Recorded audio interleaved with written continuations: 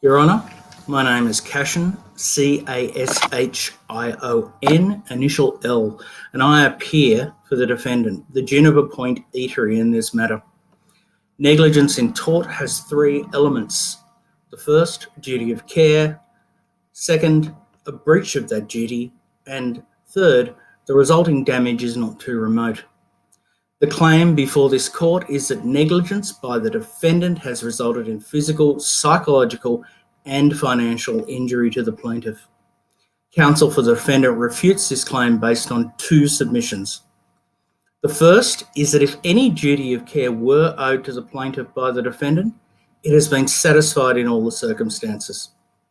The second submission of the defendant is that any duty of care owed to the plaintiff did not extend to providing security personnel on the afternoon the plaintiff was assaulted by a third party. With regard to the first submission, the defendant acknowledges owing a general duty of care to the plaintiff not to cause him harm. However, as articulated by Lord Aiken in the 1932 UK Appeal Court case of Donoghue and Stevenson, there is no general duty to act to prevent injury being done by a third party. This has been held in the High Court of Australia in the 1985 judgment of Brennan J. in Council of Sutherland Shire and Hayman, and affirmed in the 2000 judgment of Gleeson CJ in Modbury Triangle Shopping Centre and Ansell. If this Honourable Court considers that the relationship between the defendant and the plaintiff was of a special quality pertaining to licensees and patrons on licensed premises, then it is accepted by the defendant that a duty of care to prevent reasonably foreseeable harm to the plaintiff by a third party might exist, as outlined in the 2009 High Court cases of Adil's Palace and Mubarak and Adil's Palace and Balnajam. That duty of care is, however, not unlimited.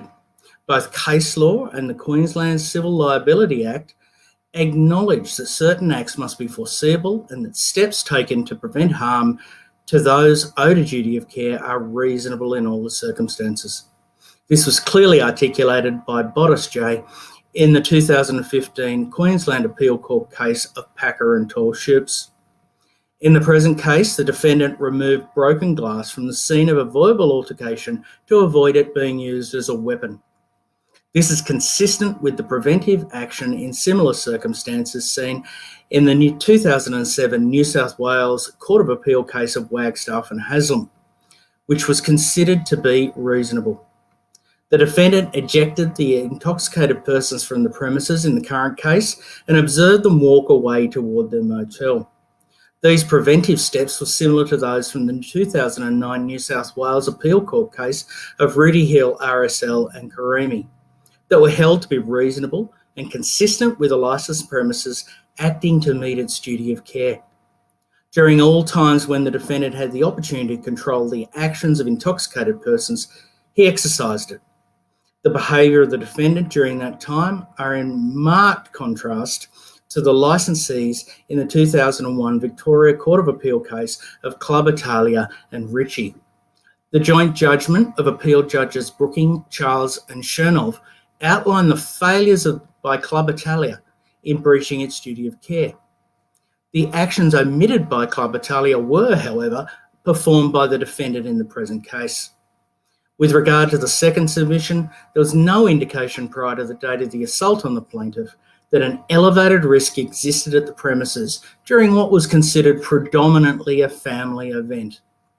The foreseeability of the need for security staff has been definitively dealt with in the Adil's Palace cases in the High Court of Australia, Wagstaff and Haslam in the New South Wales Court of Appeal, and in the Queensland Court of Appeal in Packer and Tall Ships. In these cases, it was held that a risk analysis pertaining to the need for security staff is considered reasonable when made with knowledge available at a time prior to an actual adverse event occurring. A further consideration is that regardless of whether security had been present at the defendant's premises on the date the plaintiff was assaulted, there is no guarantee the assault would not have occurred. In the Adil's Palace cases, it was held that there was no basis to conclude that the presence of security staff would have influenced an armed assailant to behave rationally. It was held in Packer and tall ships that an assault which occurred without warning would not have been prevented by security staff being rostered on board a cruise ship. All the potential actions that could have been performed by security, such as preventing escalation of a verbal altercation, turning out of intoxicated patrons and observing them leave the area, were performed by the defendant in any case. As held in Wagstaff and Haslam, the reasonableness of the defendant's response is the issue to be considered, and not whether the response was performed by a security officer. The defendant respectfully submits as if any duty of care were owed to the plaintiff, it was satisfied in all the circumstances. The defendant further submits that the presence of security staff was assessed using available knowledge, and there is no evidence to support a claim that the employment of security staff would have prevented the assault on the plaintiff. The actions of the defendant on the date in question were reasonable under all the circumstances and did not constitute negligence.